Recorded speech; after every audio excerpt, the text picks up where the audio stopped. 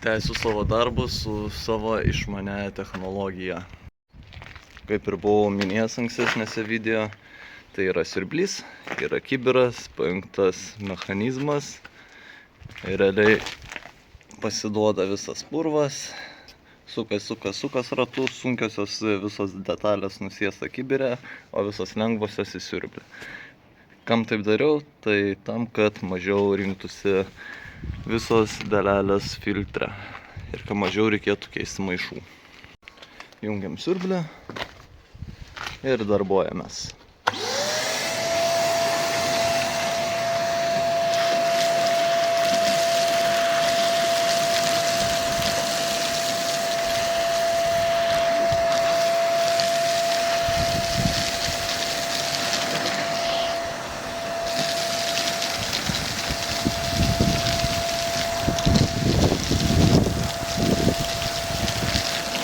Bet tai yra geriausias mano šių metų atradimas.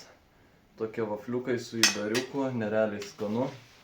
Aišku, man yra nelegalu, nes jame yra glitimo, bet, kaip sakant, kartais pasilepinti norisi. Truputį pakentėsiu dėl tos visos reakcijos, bet reik paskanauti, o ne vien tik namą statyti. Tai yra iš Lidlo, štai tokie vafliukai, kas norit paragaukit, tikrai neapsišausit ir labai skanu yra. Valgysiu dabar su šakute, nes yra karšta, tik iškepta, dėjau į airfryerį 10 minučių, atitirpsta, pasišildo ir viskas. Su tokiu baltu įdariuku vafliukai. Norėtųsi šiaip pamirkyti dar šokoladę, pabarstukų kokių užsidėti ir būtų kaip per jūrą šventę ant pagaliuko. Karšta ir nerealu. Viskas labai paprasta. Tiesiog pasidarius griovelius, prisinargliuojam, kaip sakant, košytės klijų, sudedam 6 armatūrą, užtepam viską vėl ant viršaus ir viso. Tai bus galima klijuoti blokelius toliau. Ir taip dedu kas 3 eilę. Gerai, įkalbėjot. Truputėlį jums parodysiu, kaip bent porą blokelių užsidedu.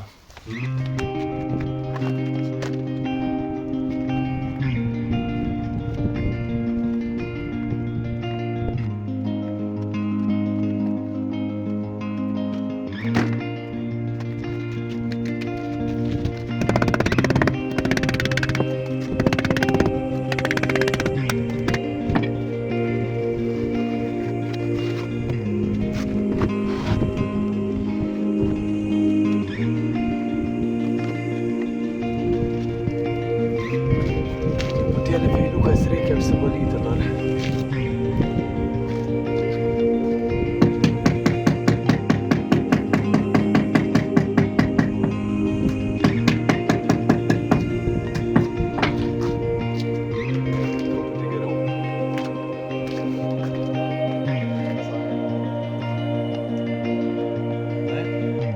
Dabar dažniau susitiksim.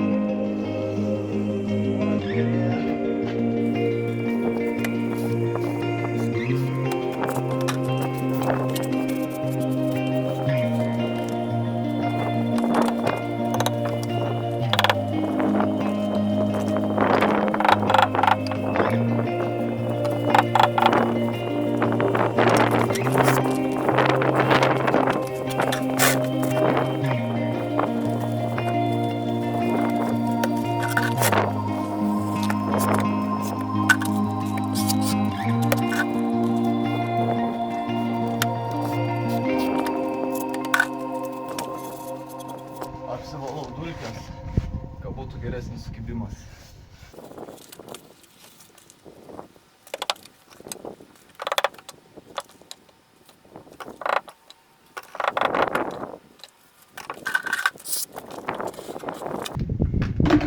Taip įvarau.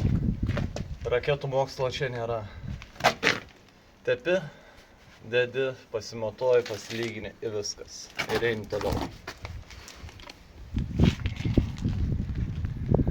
Va taip va. Rūkau prieš ką? Ogi prieš darbų pabaigą. Ganėtinai greitai suėjo tos 6 eilutės. Po 3 eilių dėjau armatūros, dar 3 eilės, dabar vėl reikės dėtis armatūrą. Ir esmė tokia, kad dabar ties ta vieta jau viskas, nieko nebegaliu daryti, kol stogas nebus nuimtas realiai. Tai susimėsiu armatūrą ir mąstau tokį variantą, kad tiesiog dar porą eilių taip susilaiptosiu, varysiu beveik iki stogo ir po to viskas. Saramėlės susipilsiu vieną kitą, tada žiedą pradėsiu piltis aplinkui. Ir žodžiu, kai bus žiedas išpiltas, tada pradėsiu griauti visą stogą ir dasibaigsiu tos galus. Čia kai saulutė taip šildo, tai ganėtinai taip maloniai yra. Vienas tik tais minusas tas vėjukas. Nu, kol esu viduje, tol viskas kaip ir gerai, bet galvą iškišu į viršų, kur reikia blokelius susidėti, nu tai taip, nu, vėjas traukia, dulkės kyla, jau buvo vienas kartelis, vėl toks smulkus gabaliukas į akį papuolęs, ten tiek raižo tą visą kreidą akį, kad nenormaliai, tai tada jau visus klijus viską palieku, bėgu plautis akį, valytis, krapštytis, kad tik nebūtų, nes nu, neįmanoma kitaip dirbti.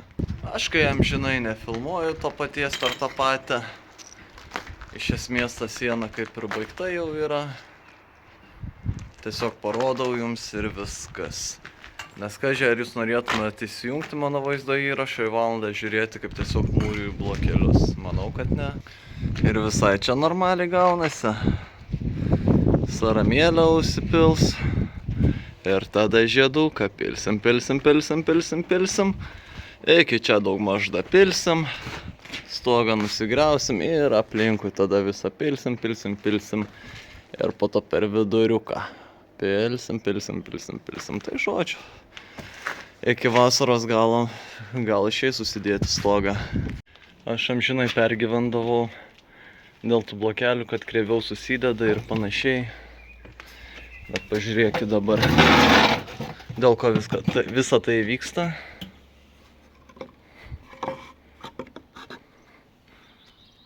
Blokelis ant gulšiuko. Ir tas blokelis taip vaikšto. Iš esmės reikia blokelius skusti. Čia baigta. Liko galiakas, kuris tik stogą nusigriovus pasidarys. Čia saramėlė išsipil. Čia baigta. Čia saramėlės reikės ir galiakas. Ir atėjo ta lemiama akimirka, kai padėsiu paskutinį šiaušto blokelį. Ir bus baigta.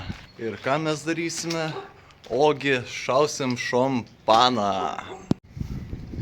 Dar pasilikau patį paskutinį tokį labai baisų nugriaužtą blokelį. Tai bus pats paskutinis įsimintiniausias.